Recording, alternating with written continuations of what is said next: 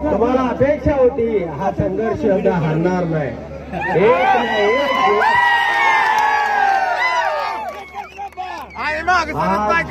दिवसभर तुमच्या काळजाचा ठोका चुकवणारी ही निवडणूक झाली।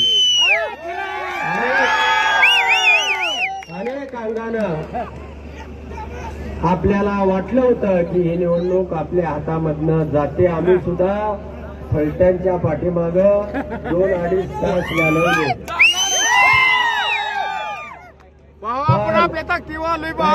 गावाने असं केला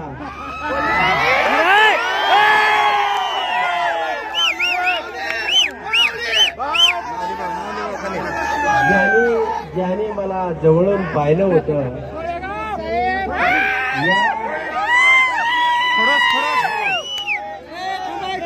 या संघर्ष चळवळीमध्ये अनेक वर्षाचा हा उत्तमराव जानकर तुम्ही अनुभवला होता।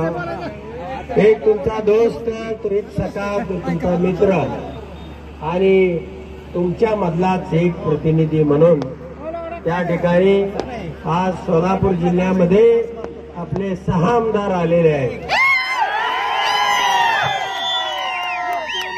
माझे आदरणीय गुरु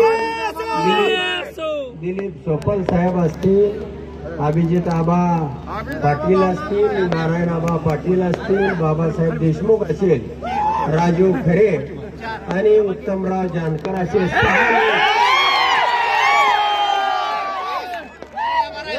या जिल्ह्यामध्ये आम्ही 6 सोबत असल्यानं दुसरं कोणाचं काही चालणार नाही।